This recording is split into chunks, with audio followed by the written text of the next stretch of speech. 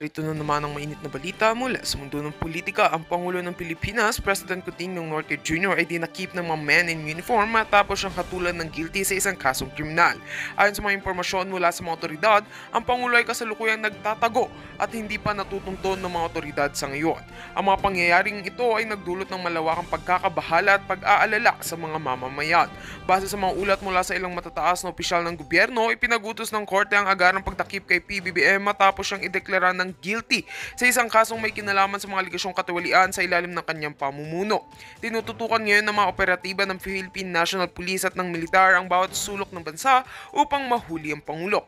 Sa ngayon, wala pang formal na pahayag mula sa Malacanang hinggil sa sinasabing pagkakadakip ng Pangulo. Ngunit ayon sa ilang mga insiders, iniwasan umano ng Pangulo ang pagharap sa korte at nagpa siya na magtago upang hindi mahulog sa kamay ng batas. Ayon pa sa mga kanila, may ilang kasamahan sa administrasyon ang nagtangkang magbigay ng proteksyon sa Pangulo upang hindi siya maaresto. Ang mga nangyayaring ito ay nagdulot ng matinding tensyon sa bansa kung saan ang mga mamamayan ay naghihintay ng karagdagang pahayag mula sa mga otoridad. Maraming tanong ang mananatiling hindi nasasagot tulad ng kung paano nakalusot ang Pangulo sa mga kaganapang ito at kung ano ang magiging epekto nito sa pamahalaan at mga susunod na hakbang na gagawin ng mga ahensya ng gobyerno.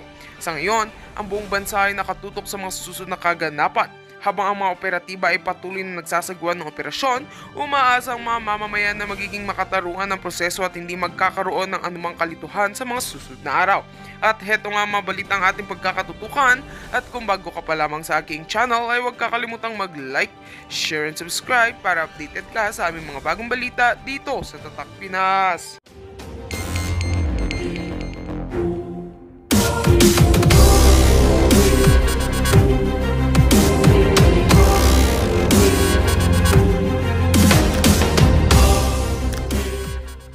Politiko na kumakampi sa mga Duterte, hanggang salita kayo, pagtanggol ng mga Duterte, nasa naman kayo? O, yung mga magrarally na may mga inaasam na mga politiko. Wala na si Kibuloy dyan eh. Wala kasi nakakulong eh. O, pero kunyari pwede siya lumabas, lalabas yan eh. O, maglitawan na ng baraha. At kayong mga Pilipino na sa tingin nyo, mali yung ginagawa nitong mga tarantado nato sa gobyerno, abay tumayo kayo. Yung one time, big time tayo. Ituwid natin yung bansa natin. At kayong mga vlogger na nagsasalita laban sa akin, may kalalagyan kayo, at yung mga troll, kunan nyo lang mga picture to mga to, kunan nyo ng screenshot nyo, at ibigay nyo kay Commander Tom yung yung informasyon, bigay nyo. Because babalikan ko na lang yan. Wala, mga sisiw yan eh. Ang kinakailangan ko yung karapin tong mga to, tong si BBM. Yung may nag-aamon sa akin nga pala, bago ko makalimutan, may nag-aamon sa akin. Nagpapasikat, bopol to, hindi to sundalo eh. Kung ito naging opisyal, alam niya na ang isang opisyal, hindi babostusin ang kapwa opisyal. Okay? Tignan niyo ako, nakita niyo ba ako na si Trillanes? Si Trillanes. Sama ng loob niyo kay Trillanes. Nakita niyo pa na inupakan si Trillanes? Hindi. Sinasabi ko, may natitira pang tingin ko kahit hindi ako sang-ayon sa ginagawa ni Trillanes. Mali, palpak, ganun. Ano ka, sundalong kanin. Meron pa natitira sa iyo na kabaitan, hanapin mo yun. No? Pagdasal na lang natin. At ano yan eh, may dahilan, no? Harapin mo na lang. At ganoon din yung ibang mga general. May mga mista. May mga lumalaban sa akin, traidor ako. Alam ko yan, maabot sa akin yung informasyon eh. Harapan tayo. Ngayon yung hahamunin nyo ko, tarak ng putya naman kayo, tatapang ninyo. Ang may karapatan humamon sa akin si Bongbong Marcos. Yun yung kalibel ko.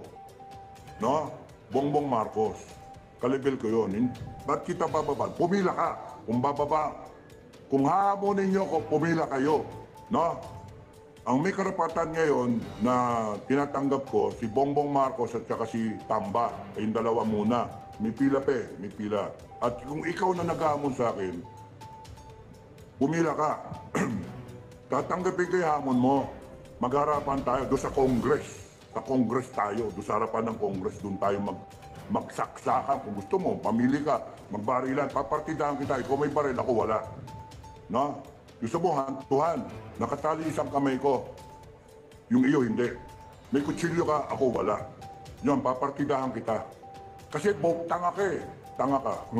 Nakamaskara ka. Nakamaskara. Eh ako wala, mo. Yan, yan. Ba? Nakamaskara ka, ako wala. Nagsasalita ako, ikaw kinakailan, nakamaskara ka. Ilabas mo yung mukha mo. Ang problema sa'yo, nagamong ka, nagtatapang-tapangan ka, eh hindi na makita matapang ka eh. Duwag ka eh, nakatakip yung mukha mo. Labas mo yung mukha mo. Labas mo yung kagwapuhan mo. Ako nakalabas eh. Maingit ka pa. Sabi mo, anong klaseng sundalo yan? Hindi gasgas. Eh taka ka pala eh. Hindi gasgas. 1995 ako umalis. Eh mula 95 hanggang ngayon, ano tingin mong ginagawa ko? Hindi ako nag-aalaga ng mukha. Gago ka pala eh. Sira ulo tong gagong to. Ang mali sa iyo, hahamon-hamon ka, no? Hahamon-hamon ka sundalong kanin. Ngayon, ang hindi mo iniisip kung pumalag ako, kung pinatulang kita. Pinapatulang kita, ha? I-announce ko kung kailan ako pwede, titignan ko yung schedule ko, i-announce ko sa isang vlog kung kailan ako pwede. Harapan tayo, pare. No, harapan tayo. Doon mo pakita magaling ka. Doon mo pakita matapang ka. Kasi ako, kahit duwag ako o matapang ako, pupunta ako doon. Pupunta ako doon. And I want all the vloggers to see yung mukha nito. Pakita mo yung mukha mo, ha? Kasi ikaw, taka ka. Wala ka pang pinapatay, alam ko. Wala ka pang pinapatay. Bakit? Kasi nagtatakip ka ng mukha eh. Wala kang tapang.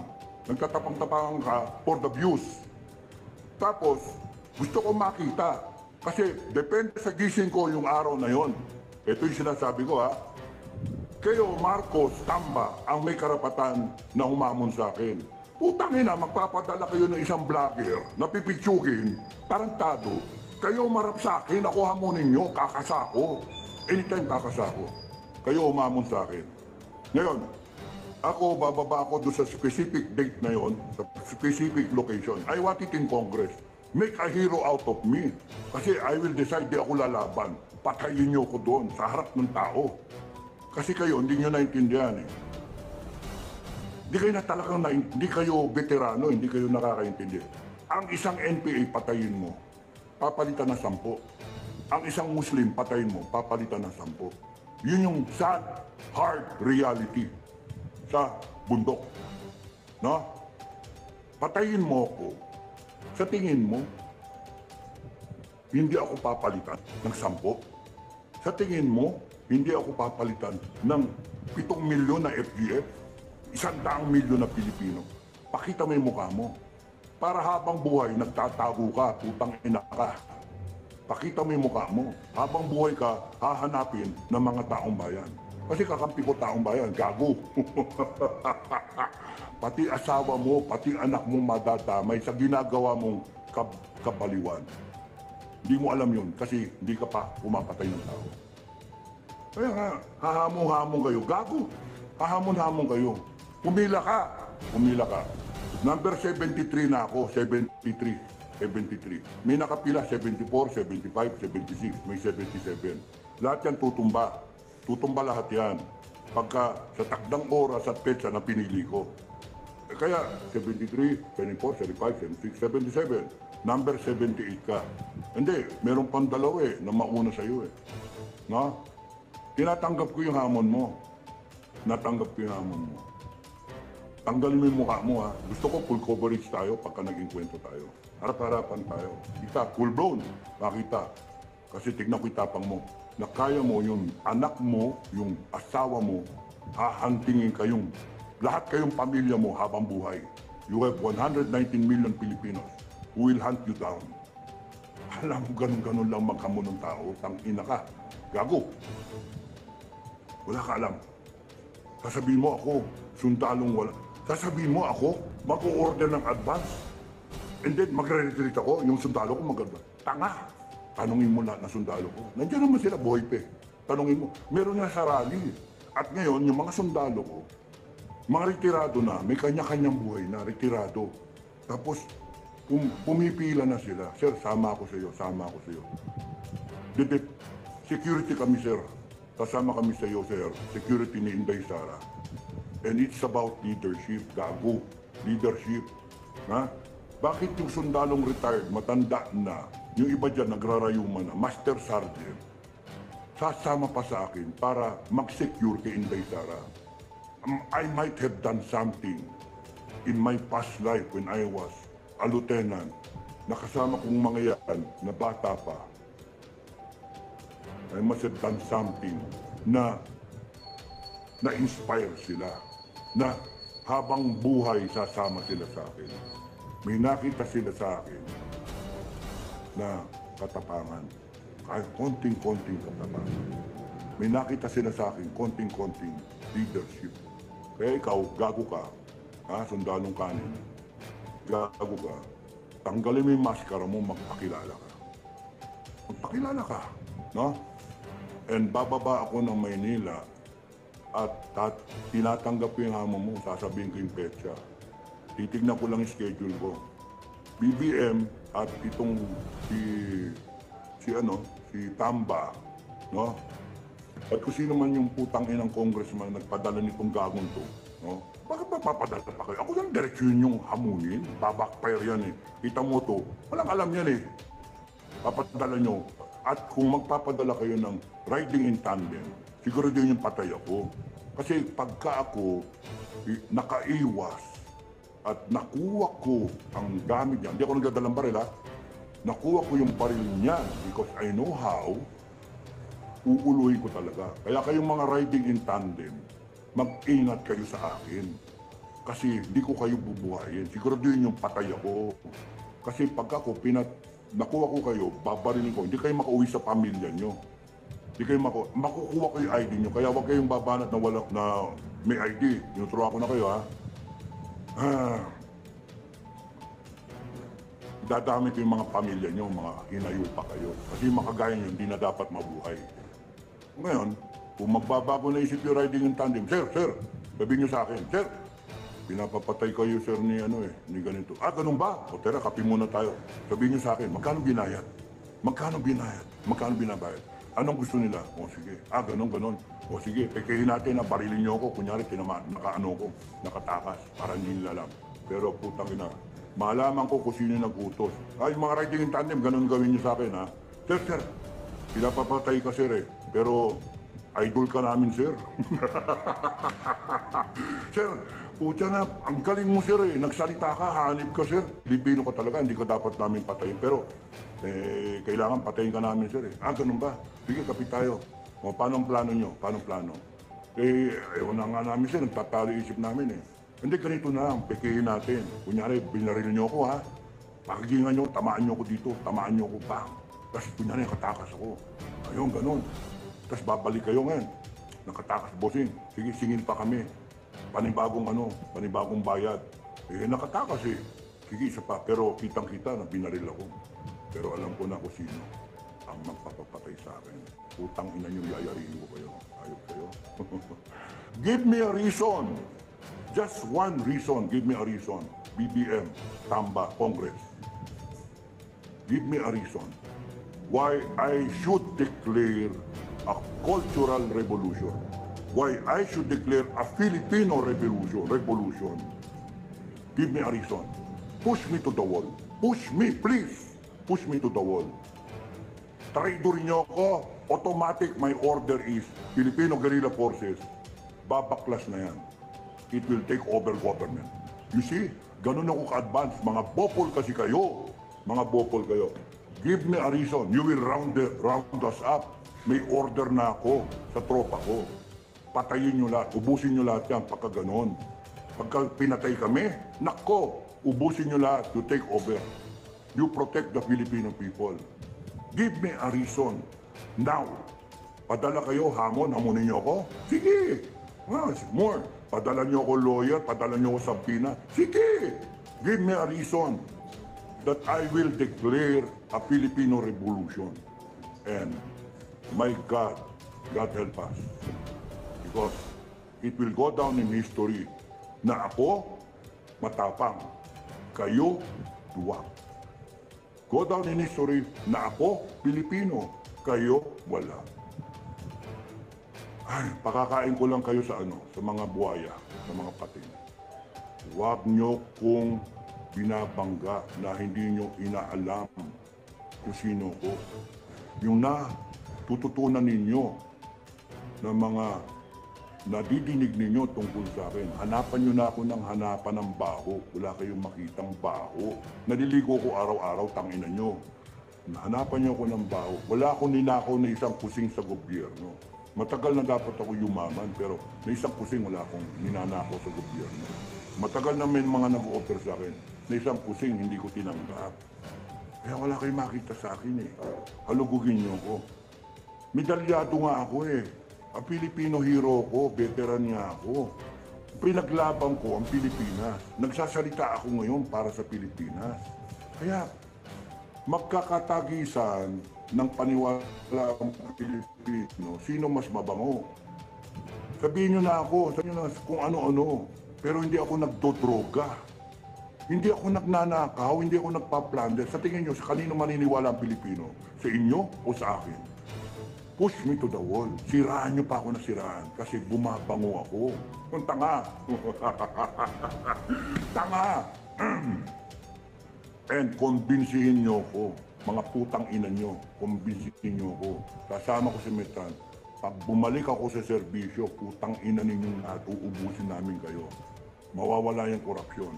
No? Ay, nako. Galawin nyo si Inday Sara. Galawin yung mga Duterte, ako kalaban nyo. Inday Sara is the spare tire. He is speaking correctly. He is doing the right things. Huwag niyong sinisiraan yan. Bongbong Marcos, you do not push us to the wall because you will have your hands full. And in it, the ending will be either you are subjected to a hair follicle drug test na makikita ng buong mundo.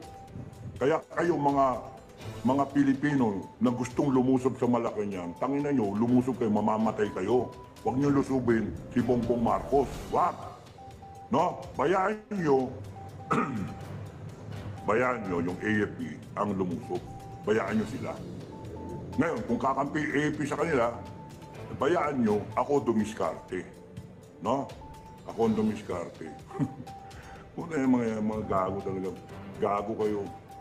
Eh, ang problema ko, nabuhay ako eh. Ilang beses na ako dapat namatay. Eh, ibig sabihin, mabait ako sa langit. Binibindisyon ako ng langit. Kayong mga nag-aamon. No? BBM. Tamba. Tignan ko nga, tumayo kayo sa ilalim ng buko. No? Susungkitin ko, yumuko kayong ganyan. Susungkitin ko, tignan ko, malalaglag yung ganyan kalaking buko. Na, yung buko salad, yung buko, sariwa. Tignan ko kung mabubuhay kayo. Bagsakan kayo dito. 30-footer na nyo. Gawin nyo. Coconut challenge. Na, tignan ko yung kokotin ninyo. Mag-coconut challenge muna kayo. Tignan ko kung mabubuhay kayo. May karapatan kayong hamunin ako. Na, pasaksak kayo sa fencing dito. May maskara, tagos yung fencing, lumusot dito. Na, tapos, tignan ko kung matapang kayo, bunutin nyo, makita yung dugo gumaganon. Makikita nyo lahat sa vlog ko yan eh. Tignan natin kung kaya nyong gawin yun. Tignan, sabihin nyo, duwag ako. Tignan natin, gawin nyo. Balaglaga kayo ng buko kung mabubuhay kayo. Kasi ang buhay natin, lahat, binibigay ng Diyos. Langit. Ilang beses na ako muntik nang mamatay, hindi ako namatay, matay. Subukan nyo, patayin nyo ako. Kalaban nyo lang. Tandaan nyo may gayon, ha? Give me a reason why I will not fight back with the wrath of the Filipino people. Tandaan nyo yan. Na nananahimik ako, sisiraan nyo ako, papatayin nyo ako, tatakutin nyo ako. Oh my God, good luck to you. Kakampi ko langit, kakampi nyo demonyo. Eh, saan mo ang basam? Kaya na ba mananalo demonyo? Ha? Kaya mag-isip-isip kayo. Magpakilala kayo. At kakasako. Akala nyo matatakot ako, gago. Eh, ang kusunado ko nga, sinasabi ko kay Metran, ano nga kaya, no? Kutsa na, maganda yan. Tapos nung mamatay ako, hindi na ako lalaban. Pasaksak ako, o kaya pabaril niya ako. Putang na, ganda niyan, hero ako. Lalabas ako sa history na utang bidang-bida, Pilipino lumaban. And then, Yari ka Marcos, yari ka Tamba. Doon sa Congress mangyari yan eh. Putang ina nyo, sunog kayo. Tanggal kayo sa pwesto, presidente si VP Sara. Ay nako, sige, tanggap ko yung hamon nyo. Oh, sige ha, papartidahan ko pa para mapatay nyo ako. Papartidahan ko. Because di kayo nag-isip, mga tanga, mga tanga kayo talaga. Wala kayong utak. Wala kayong utak. Ay. So, nagsabi ko doon sa mga leader, hindi nyo na kayang isalvage itong situation. Militarily, I'm telling you already, you cannot salvage the situation. What you have to do, salvage the Filipino people who are there. Kayo mga grupo-grupo nyo nandyan, kausapin nyo para hindi sila madala. Kausapin nyo, sabihin nyo kung ano nangyari. Hindi pwedeng encuentrin nyo yung police, pagpilitan nyo, nandyan ang polis. Wala kayo sa lugar. Nandyan ang polis. Wala kayo sa katuwiran, papasukin nyo. No? Gusto nyo mag-change venue kayo. Pero sabi ko, kunyari, change venue tayo, doon tayo sa monument ng People Power, doon sa kanto ng Aguinaldo, tsaka White Plains. Sabi nyo, di ba, meron doon, yung babae nakatayong ganyan. Gusto nyo doon. Pero isipin nyo, yung tao, paano yung mga babae saan iihi? Bigyan nyo ng dignidad. Saan yung mga lalaki iihi? Magiging, it's going to be an environmental ek na ang panghila doon. And then, yung tao, pipigain yung kalsada pagka dumagsa. Not this way, sabi ko, not this way. May problema kayo sa planning. Ngayon kayo magtatanong sa amin, magkano presyo ng portalet? Putang ina. Ba't kayo magtatanong ang presyo ng portalet? Dapat nung pa niya inisip yun. Na, kunyari, mag-change venue. Hindi, kasi may plan B dapat. At sinasabi ko nga, kung ang venue ninyo ay yung shrine, hindi nyo binitawan. Walang umalis dyan. Yung leader, nagpapalitan kayo. May nagsasalita, every hour may nagsasalita, you keep the people interested, may program kayo, yung matulog, pwedeng matulog, maganda, komportable, hindi sa lupa natutulog, sa sahig na malamig. Di ba? Pagka umulan, may payong, hindi yung umulan, nagkubli na yung mga tao, meron doon sa ilalim ng puno, bawa kayo sa taong bayan. Ngayon, kung ganyan kayo, you don't deserve the support of the Filipino people. Sorry kasi kami nagagalit pagka ginagamit ang taong bayan. Sorry, pero ganun kami. Ang sa amin, galit kami kay BBM, galit kami kay Tamba sa Congress, at nagagalit din kami pagka kunyaring gusto niyo mag-people power. Wala naman kayo. Wala naman kayong concern sa taong bayan. Hindi ako nagre-refer kay Inday Sara. You do not go out there, Inday Sara. Your life is in danger. Anyone can kill you. No? You only go out there when the people say it's safe to go out. That the Filipino people, marami na to protect you. Pero at pagka yung armed forces ay nag-decide na kung kanino sila. Ito, mga bopol to kasi itong mga si BBM. Kaya nga, lastly, BBM, Tamba, at lahat kayo na pro-BBM, Tamba, lahat kayo, give me a reason. Isa lang naman siguro, pwede na, carry na. Give me a reason. Kating-kating na ako talaga, mga kababayan, kating-kating na ako. Nandun pa ako konting katinuan sa isip Give me a reason why I will be